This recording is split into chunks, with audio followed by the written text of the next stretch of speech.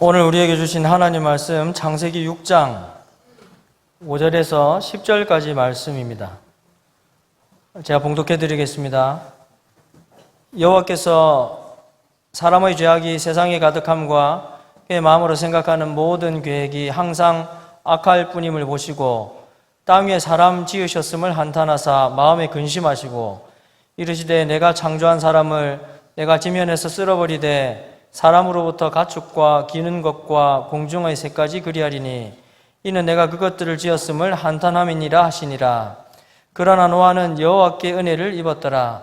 이것이 노아의 족본이라. 노아는 의인이요 당대의 완전한 자라. 그는 하나님과 동행하였으며 세 아들을 낳았으니 셈과 함과 야벳이라. 아멘. 할렐루야. 여러분, 세상이라고 하는 아주 거대한 홍수가 우리를 막 쓸고 지나가는 것 같은 그런 느낌이 들 때가 많습니다. 세상의 문화가 자꾸 바뀌고 또 세상의 유혹이 막 그냥 우리에게 찾아올 때마다 우리가 그냥 거기에 함께 떠밀려 가는, 그래서 하나님의 백성답게 정말 고고하게 우리가 지켜야 될 자리에서 참 흔들림이 없는 그런 고고한 삶을 살아야 되는데, 그 밀려오는 그 홍수와 같은 세상의 유혹 앞에, 이 세상의 문화 앞에서 그냥 어쩔 수 없이 떠밀려 내려가는 오늘 우리의 이런 안타까운 현실들을 느끼게 되는 것입니다. 어떻게 하면 좀 이런 세상에 떠내려가지 않고 하나님의 백성답게 고고한 모습으로 살 수 있을까? 좀 이 어두운 세상에 빛을 발하는 그런 하나님의 자녀다운 삶을 살 수 있을까 고민하게 되는 것입니다. 때때로 제 자신이 한없이 연약하게 느껴질 때마다 저는 칼날 같은 핍박 속에서도 믿음의 등불을 환하게 밝혔던 신앙의 선배들을 떠올려 봅니다. 서기 63년 로마의 네로 황제는 도시에 불을 지르고는 그 모든 책임을 그리스도인들에게 뒤집어 씌웠습니다. 그때부터 정말 250년 동안 칠흑 같은 핍박의 시대가 찾아왔습니다.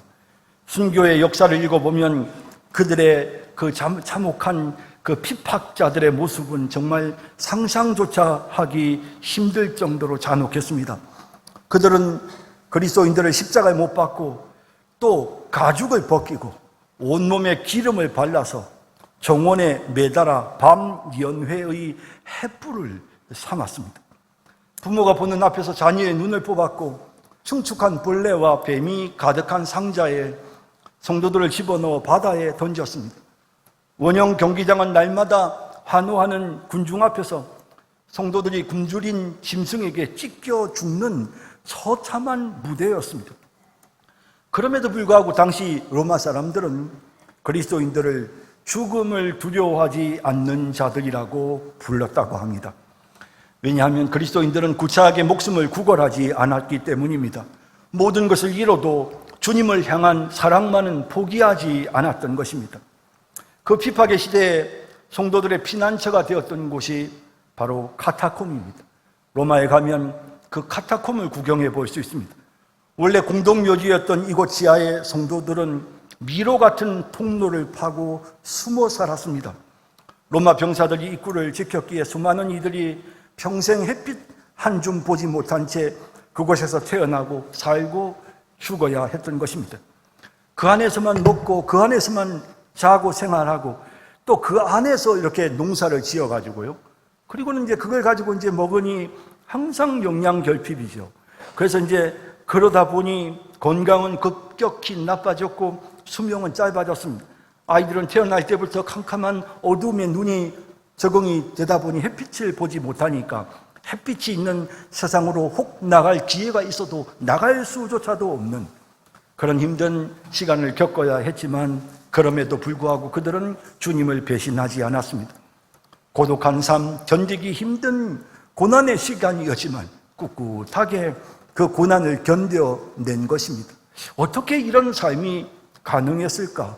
그 모진 고통 속에서도 또 어찌 보면 순간순간 내가 이렇게 이 세상에서 이런 힘든 카타콤에서 좀 벗어나고 싶다는 그런 유혹이 마음속에 밀려올 때마다 그것을 어떻게 극복하고 이겨낼 수 있었을까 생각해 보는 것입니다. 오늘 본문에 나오는 노아 역시 우리에게 그런 삶의 모습을 보여주고 있습니다. 온 세상이 죄로 뒤덮였던 시대에 유일하게 하나님의 뜻을 따라 의로운 삶을 살았던 인물이 바로 노아입니다. 당시 세상의 모습이 어땠는지 본문 5절과 6절에 이렇게 말씀합니다. 여호와께서 사람의 죄악이 세상에 가득함과 그의 마음으로 생각하는 모든 계획이 항상 악할 뿐임을 보시고 땅 위에 사람 지으셨음을 한탄하사 마음에 근심하시고, 하나님이 한탄하시고 하나님이 근심하실 정도로 세상은 타락해 있었습니다. 그래서 하나님은 이 땅을 향해 무서운 심판을 선언하셨습니다. 온 세상이 죄의 홍수에 잠겨 심판의 어둠 속으로 사라지게 된 것입니다. 그런데 바로 그때 노아가 홀로 찬란하게 성경에 등장합니다. 성경은 그가 어떻게 이 타락한 세상에서 그처럼 고고하게 구별된 삶을 살았는지 그것부터 먼저 이야기합니다. 노아의 삶이 어떠했으며 노아가 어떤 일을 했으며 그 모든 말을 시작하기 전에 노아라는 이름과 동시에 먼저 노아가 그런 삶을 살 수 있었던 이유가 무엇인지를 본문이 밝히고 있습니다. 8절입니다. 그러나 노아는 여호와께 은혜를 입었더라 라고 되어 있습니다. 예, 은혜입니다. 구약 성경 창세기에서 제일 처음 은혜라는 단어가 나오는 곳이 바로 이곳입니다. 타락한 세상 속에서 그렇게 고고한 삶을 노아가 살 수 있었던 이유는 바로 하나님의 은혜 때문이었습니다. 노아는 여호와께 은혜를 입었더라라는 이 말을 히브리어 원어로 직역해보면 노아가 발견했다 은혜를 여호와의 눈 안에서, 이렇게 직역할 수 있습니다. 여러분, 무슨 은혜라고 하는 그런 물질을 하나님이 노아에게 주신 것이 아니라 노아를 바라보시는 하나님의 그 눈빛에, 노아를 긍휼히 여기시고 사랑하시는 그 하나님의 마음이 그 눈빛에 담겨 있었다라는 뜻인 것입니다. 노아를 바라보시는 하나님의 눈빛에 은혜가 가득했다는 뜻입니다. 하나님께서 우리를 사랑과 긍휼이 가득한 눈으로 바라봐 주시는 것입니다. 그 눈길이 우리에게 머무는 것입니다. 그것이 바로 하나님의 은혜를 받는 순간입니다. 노아가 특별히 잘나서 예쁜 집만 골라 해서 그 눈길을 받은 것이 아니었습니다. 이것은 절대적인 하나님의 선택, 일방적인 사랑의 시작이었습니다. 그리고 그 은혜의 시선이 노아에게 머무는 순간 노아의 삶에 놀라운 기적이 일어나기 시작했습니다. 9절은 이렇게 그 기적을 설명합니다. 이것이 노아의 족본이라. 노아는 의인이요 당대 완전한 자라. 그는 하나님과 동행하였으며 은혜가 임하자 그에게 구체적인 삶의 열매가 맺힌 것입니다. 자, 이제 우리가 이 본문 이 구절을 살펴보면서 하나님의 은혜가 우리의 삶에 어떤 기적을 일으키는지, 또한 이 은혜를 누리기 위해서 우리에게 필요한 것이 무엇인지를 함께 생각해 보겠습니다. 첫째, 은혜는 우리를 구원으로 이끕니다.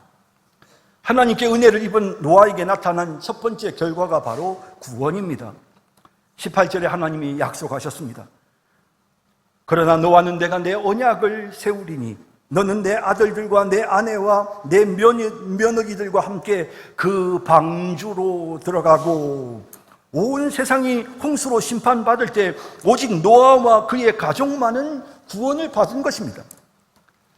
이처럼 하나님의 은혜를 입은 자에게 구원이 나타나는 것입니다. 여러분, 이 구원의 은혜가 무엇과 함께 노아에게 임했을까요? 노아가 이 구원의 은혜를 받을 때 하나님은 노아에게 믿음을 함께 주셨습니다. 그러니까 믿음이 있어야 은혜가 함께 가는 것입니다. 노아가 받은 이 구원의 은혜는 믿음으로, 오직 믿음으로 말미암아 그에게 주어졌습니다. 히브리서 11장 7절은 이렇게 증언합니다. 믿음으로 노아는 아직 보이지 않는 일에 경고하심을 받아 경외함으로 방주를 준비하였고 그 집을 구원하였으니, 또 믿음을 따르는 의의 상속자가 되었는데, 이렇게 된 이유가 무엇인가? 7절의 시작은 믿음으로, 히브리서 11장은 믿음이 우리에게 어떤 결과를 가져다 주는지를 보여주는 믿음장입니다. 거기에서 믿음으로 노아가 방주를 준비했고, 믿음으로 노아가 그 집을 구원하였으며, 믿음으로 노아가 의인의 복을 누리게 되었다고 말씀하고 있는 것입니다. 여러분이 믿음으로 우리가 의롭게 되어지고 믿음으로 구원 얻는 이 내용은, 이 원리는 성경 전체를 관통하고 있습니다. 하나님께서 애굽을 심판하실 때 죽음의 천사가 온 땅을 뒤덮었습니다. 죄의 크기로만 본다면 이스라엘 백성들 역시 심판을 피할 수 없었습니다. 그러나 어린 양의 피를 문설주에 바르면, 임방에 바르면 살리라는 하나님의 말씀을 믿고 순종한 집은 죽음의 천사가 그냥 넘어갔습니다. 그들 모두가 믿음으로 구원의 은혜를 받은 것입니다. 어린 양의 보혈을 믿는 믿음이 그들에게 구원의 은혜가 임하게 한 것입니다. 여리고성이 무너질 때 다 죽을 수밖에 없었습니다. 성 안의 모든 사람이 멸망당할 운명이었지만 라합은, 기생 라합은 하나님을 믿고 이스라엘 정탐꾼을 숨겨줌으로써 자신의 믿음을 나타내었습니다. 그녀의 믿음이 온 가족을 구원하는 통로가 되었습니다. 여리고성이 다 무너질 때 오직 라합과 그의 가족들만은 구원을 받았습니다. 그렇게 구원받은 이유도 역시 마찬가지로 믿음이라고 히브리서 11장이 말씀하고 있는 것입니다. 성도 여러분, 이 구원의 은혜는 오직 믿음으로 받는 것입니다. 우리 죄를 대신해 십자가에서 피 흘려 죽으신 예수 그리스도를 믿을 때 하나님은 우리를 모든 심판과 재앙에서 건져주시는 구원의 은혜를 베풀어 주시는 것입니다. 노아가 믿음의 방주를 준비하듯이 예수님께서 우리를 위해 구원의 방주인 교회를 세우셨습니다. 이 교회 안으로 들어오는 자들은 이제 영원한 새 하늘과 새 땅으로 가게 되는 것입니다. 여러분, 우리 주님께서 나의 죄를 용서해 주셨음을 여러분 믿으십니까? 여러분, 이 교회 안으로 우리가 들어왔습니다. 그것을 믿는 믿음으로 우리가 지금 이 구원의 방주인 교회 안으로 들어왔습니다. 그렇다면 노아의 믿음이 흘러서 노아의 아들들에게, 노아의 며느리들에게, 노아의 아내에게 흘러서 그들 또한 믿음으로, 그 믿음을 소유함으로 그들이 그 구원의 방주 안으로 들어와 구원의 은혜를 누리게 된 것처럼, 오늘 우리를 통해서 우리의 믿음이 다른 사람들에게 흘러가기를, 노아의 믿음이 그의 가족에게 흘러갔던 것처럼 이제 우리의 믿음이 가족과 이웃에게 흘러가기를, 세상의 죄악된 물결이 아무리 거세게 밀려와도 교회라는 방주 안에 있는 자는 안전합니다. 우리의 믿음을 통해 사랑하는 이들을 구원의 방주로 인도하는 그런 저와 여러분 모두가 되기를 진심으로 바랍니다. 둘째, 은혜는 우리를 의롭고 완전한 자로 만듭니다. 모두가 제 길로 달려갈 때 홀로 의로운 길을 걷는 것은 불가능에 가깝습니다. 하지만 노아는 그것을 해냈습니다. 그의 힘이 아니라 하나님의 은혜가 그를 의롭게 만들었기 때문입니다. 9절은 은혜 입은 노아의 두 번째 모습을 이렇게 묘사합니다. 노아는 의인이요 당대의 완전한 자라. 여러분, 여기서 의인이란 전혀 죄가 없는 완벽한 인간이란 뜻이 아니라 이건 법정에서 사용하는 용어입니다. 하나님이라는 재판장께서 노아를 향해 너는 무죄다 라고 선고하시는 것을 의미하는 것입니다. 의롭다고 인정을 받는 것입니다. 여러분, 예수 그리스도의 십자가의 공로를 믿는 우리에게 하나님은 의롭다고 인정해 주십니다. 예수님의 피로 우리의 죄를 씻어 우리를 의롭다고 인정해 주십니다. 그러므로 우리는 의인이 된 것입니다. 노아는 의인이 되었습니다. 하나님을 믿는 믿음으로 그는 의인이 되었습니다. 그런데 성경은 여기서 멈추지 않고 노아가 완전한 자였다고 말합니다. 이것은 그의 성품, 그리고 그의 삶, 그의 전인격이 온전했다는 의미입니다. 우리는 예수님의 은혜로 의롭다는 신분을 얻는 것에서 그치지 않고 내 삶 속에서 정말 그 신분에 걸맞게 성숙하고 새로워지고 변화되어야 하는 것입니다. 그리스도의 형상을 닮아가는 성화의 여정이 우리에게 나타나야 하는 것입니다. 이것이 하나님의 은혜로 된 것입니다. 노아가 완전한 자가 된 것은 하나님의 은혜로 된 것입니다. 그는 당대의 완전한 자였습니다. 이 말은 그 시대 사람들과 비교할 때 그의 삶이 확연히 구별되었다는 뜻입니다. 로마서 12장 2절 말씀처럼 이 세대를 본받지 말고 마음을 새롭게 함으로 변화를 받아라고 하셨던 그 은혜의 모습이 노아에게 나타난 것입니다. 노아의 삶에 변화가 나타났습니다. 하나님이 은혜를 베푸셔서 노아가 거룩한 삶을 살게 됩니다. 여러분, 순서가 너무 중요합니다. 그가 의롭게 살아서 하나님이 은혜를 베푸신 것이 아니라 하나님이 노아에게 은혜를 베푸셔서 그가 완전한 자의 삶을 살게 된 것입니다. 사도 바울이 뭐라고 말합니까? 내가 나된 것은 하나님의 은혜로 된 것이니 라고 고백하지 않습니까? 내가 나된 것은 하나님의 은혜입니다. 칼빈은 이중은혜라는 표현을 썼습니다. 우리의 죄를 용서해 주시고 우리를 의롭게 해주시는 은혜, 칭의의 은혜라고 합니다. 그 은혜뿐만 아니라 우리가 그 의로운 자라는 이름으로 불리워질 수 있을 만큼 충분하게 성화되는, 우리가 의로운 자다운 모습으로 살아가도록 만들어주시는 성화의 은혜, 이 두 가지 은혜를 함께 우리에게 주신다는 것입니다.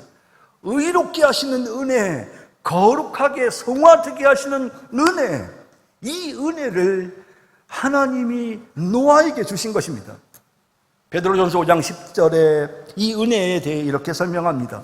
모든 은혜의 하나님 곧 그리스도 안에서 너희를 부르사 자기의 영원한 영광에 들어가게 하시니가 잠깐 고난을 받은 너희를 친히 온전케 하시며 굳게 하시며 강하게 하시며 털을 견고케 하시기라. 할렐루야. 하나님 우리에게 이런 은혜를 베풀어 주셔서 하나님이 친히 우리를 온전하게 굳건하게 만들어 주시는 것입니다. 내 노력과 내 결심으로 새 사람이 될 수 없습니다. 하나님이 우리를 긍휼히 여기셔서 우리를 새 사람으로 만들어 주시는 것입니다. 그러므로 우리는 이 은혜를 받아야 합니다. 이 은혜를 받아야 합니다. 우리가 해야 될 일은 이 은혜를 받는 일입니다. 여러분, 하나님이 얼마나 우리에게 은혜 베푸시기를 원하시는지 아십니까? 이사야 30장 18절은 이렇게 말합니다. 여호와께서 기다리시나니 이는 너희에게 은혜를 베풀려 하시며 일어나시리니 이는 너희를 긍휼히 여기려 하심이라 라고 말씀하고 있습니다. 하나님은 우리에게 은혜를 주시려고 지금 기다리고 계십니다. 하나님이 우리에게 은혜가 필요하면, 우리가 은혜를 달라고 하면 하나님이 벌떡 일어나서 우리에게 그 은혜를 주시는 것입니다. 그러므로 우리는 어떻게 해야 합니까? 히브리서 4장 16절이 우리를 초청합니다. 그러므로 우리는 긍휼하심을 받고 때를 따라 돕는 은혜를 얻기 위하여 은혜의 보좌 앞에 담대히 나아갈지니라. 할렐루야. 우리가 은혜의 보좌 앞으로 나아가면 하나님 우리에게 은혜 주십니다. 사슴이 시냇물을 찾기에 갈급함 같이 내 영혼이 하나님을 찾기에 갈급합니다. 여러분, 이 사슴과 같은 초식 동물들은 목이 마르면요, 그러면 물이 있는 곳만 봅니다. 그래서 다른 곳을 보지 못하기 때문에 목이 마를 때 다른 짐승들의 먹이가 되는 일들이 일어난다고 합니다. 거기만 쳐다보는 것입니다. 여러분, 우리는 정말 주님이 주시는 은혜만 바라보는 삶을 살아야 합니다. 주님, 전 돈을 원하지 않습니다. 주님, 제게 필요한 것은 명예도 권력도 아닙니다. 은혜가 필요합니다. 주님, 은혜가 아니면 난 살 수가 없습니다. 주님, 내게 은혜를 베풀어 주소서. 우리가 이렇게 간절한 마음으로 은혜 보좌 앞으로 나와서 은혜를 구하면 하나님께서 우리를 새롭게 하시는 은혜를 내리워 주시는 것입니다. 여러분, 우리가 달라져야 되지 않겠습니까? 우리가 새로워져야 되지 않겠습니까? 우리의 모습이 얼마나 연약하고 부족합니까?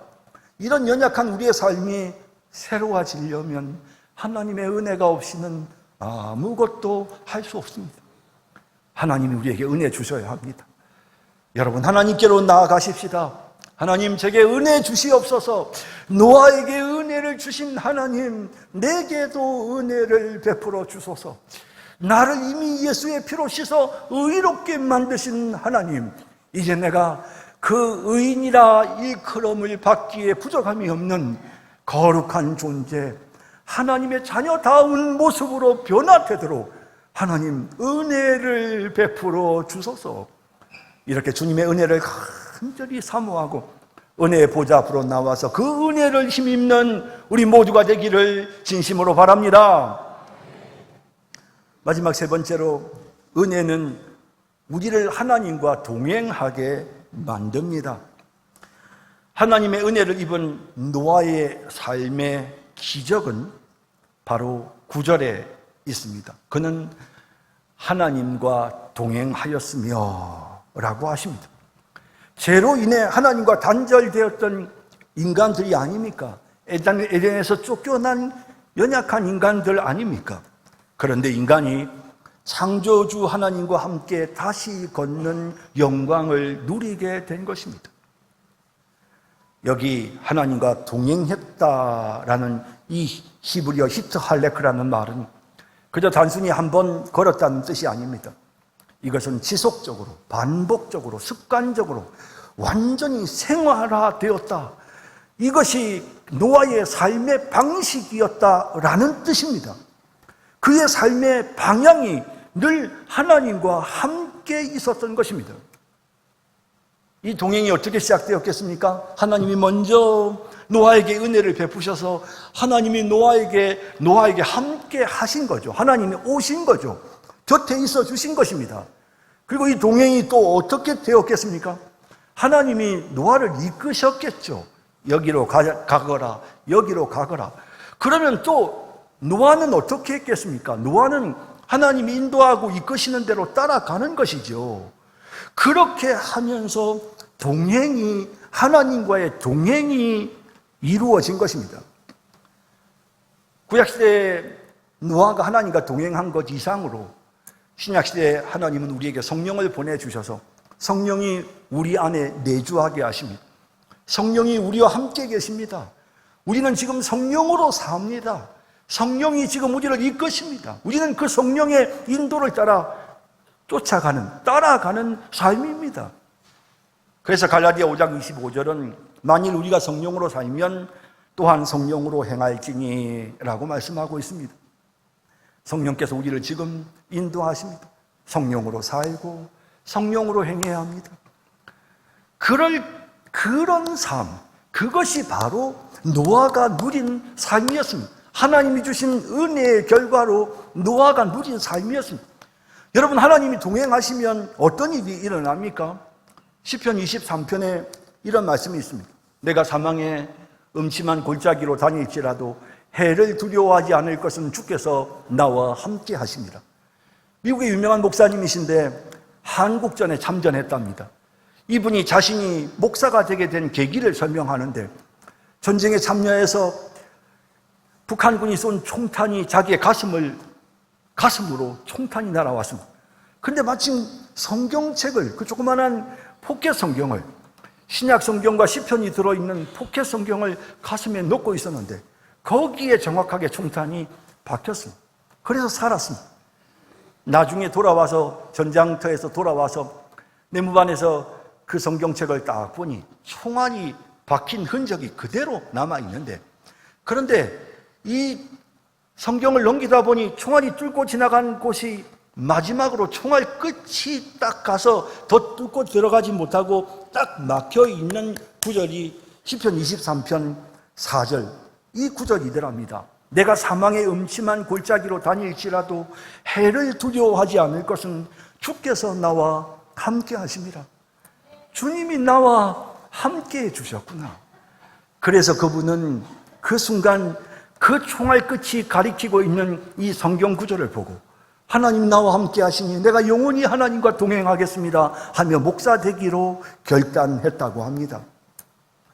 여러분, 하나님과 동행하면 하나님 우리를 지키시고 우리를 보호해 주십니다. 이사야 41장 10절에 두려워하지 말라, 내가 너와 함께 하니라. 놀라지 말라, 나는 내 하나님이 됨이라. 내가 너를 굳세게 하니라. 참으로 너를 도와주리라 라고 말씀하고 있습니다. 하나님이 우리와 함께 하시면 우리가 두려울 게 없는 겁니다. 근데 여러분, 어떻게 해야 우리가 하나님과 동행합니까? 아모스 3장 3절에 보면 우리가 다 아는 내용이 나옵니다.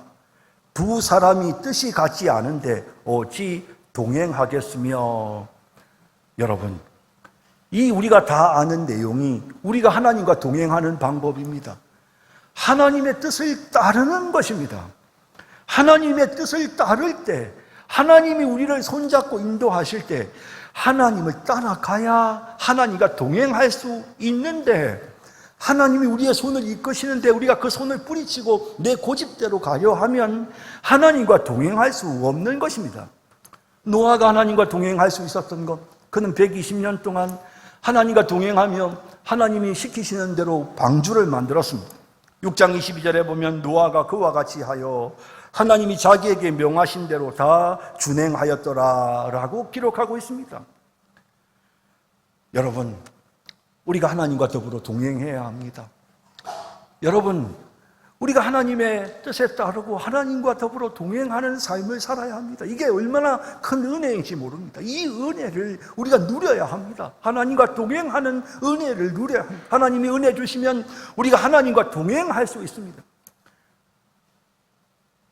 여러분, 날마다 우리가 성경을 읽으면서 하나님 뜻이 어디에 있습니까? 하나님 오늘 어디 가시기를 원하세요? 저 오늘도 하나님과 동행하고 싶습니다. 하나님, 제가 오늘 어떻게 하기를 원하세요? 하나님 말씀해 주세요. 그렇게 우리가 성경을 읽는 것입니다. 하나님, 하나님의 뜻대로 내가 가야 하고 행해야 되는데 내가 너무 부족해요. 하나님 도와주세요. 성령 하나님, 저를 좀 도와주세요. 말씀대로 갈 수 있도록, 하나님이 이끄시는 대로 따라갈 수 있도록 저를 좀 도와주세요. 날마다 이렇게 우리가 하나님과 더불어 교제하고 하나님의 음성을 듣고 그러면서 우리가 하나님과 동행하는 삶을 살게 되는 것입니다. 사실 우리 혼자서 하나님께로 나아가기는 참, 하나님과 동행하기는 쉽지 않습니다.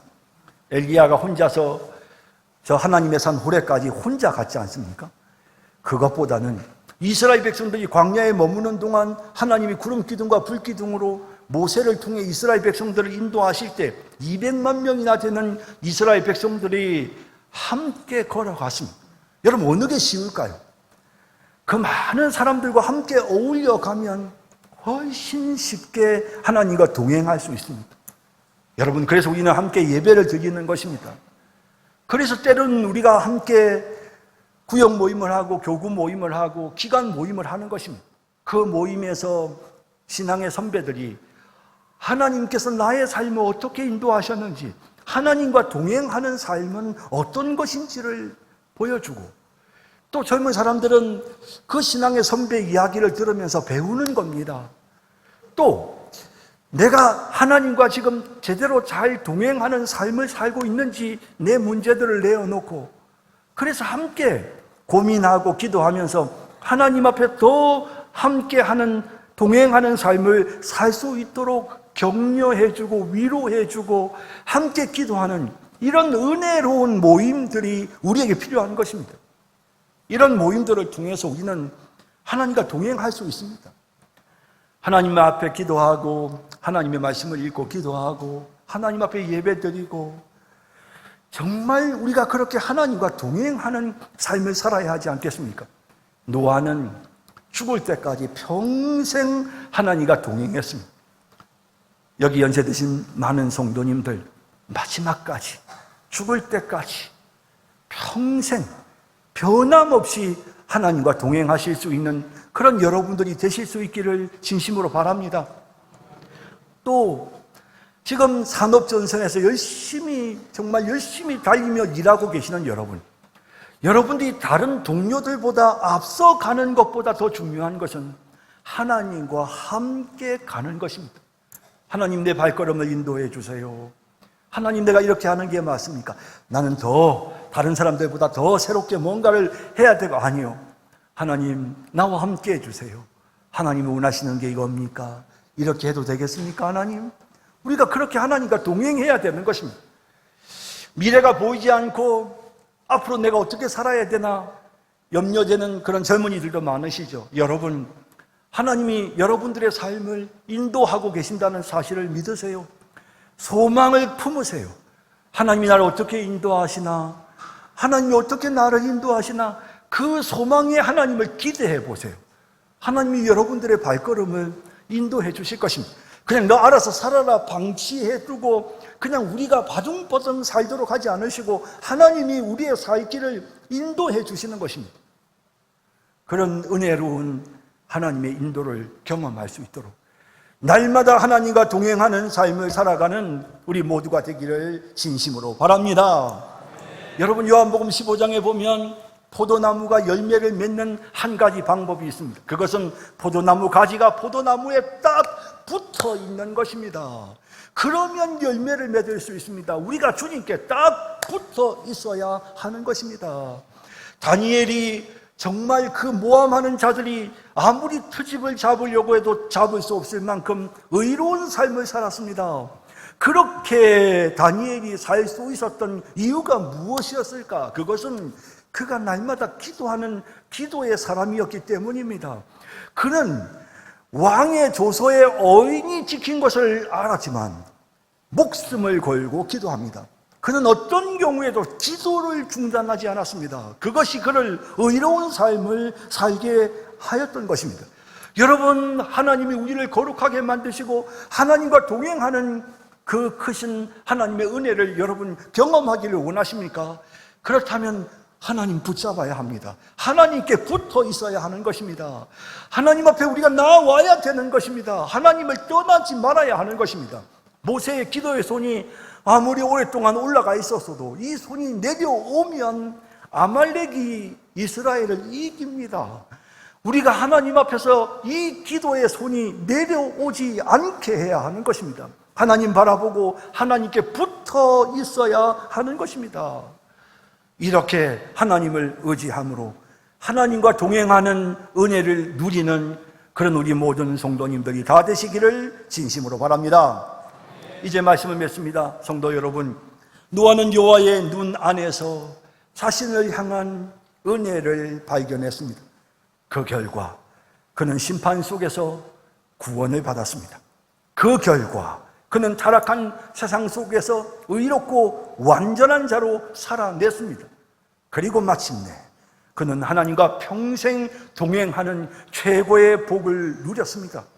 이 은혜가 노아에게만 주어진 특별한 선물입니까? 아닙니다. 오늘 이 시간 우리 모두에게 하나님은 이러한 은혜를 주시기를 원하시는 것입니다. 우리 은혜의 보좌 앞으로 나아가십시다. 하나님이 주시는 그 은혜를 우리 받아서 누리십시다. 믿음으로 주님을 의지하고 날마다 말씀과 기도로 주님과 교제하면서 주님이 주시는 풍성한 은혜를 우리의 삶 속에, 우리의 가족들에게, 그리고 또 날마다 거룩하여지고 주님과 동행하는 그런 놀라운 기적을 우리의 삶의 현장에서 날마다 만들어내는 성산교회 우리 모든 성도님들이 다 되시기를 주님의 이름으로 축복합니다. 기도하겠습니다. 하나님, 은혜가 필요합니다. 은혜가 아니면 아무것도 할 수가 없습니다. 하나님, 은혜를 주십시오. 여전히 연약하고 여전히 부족한 우리의 모습이 답답합니다. 하나님, 은혜를 주셔야 되겠습니다. 하나님, 긍휼과 자비의 눈길로 우리 좀 바라봐 주십시오. 명예나 권세나 돈을 원하는 것이 아니라 하나님의 은혜를 소망합니다. 하나님, 목이 마릅니다. 사슴이 시냇물을 찾기에 갈급함같이 하나님의 은혜에 목이 마릅니다. 하나님, 우리 성도들 모두가 다 하나님 주시는 그 풍성한 은혜를 받아 누리는 그런 귀한 우리 성산교회 되게 하여 주옵소서. 예수님의 이름으로 기도드립니다. 아멘.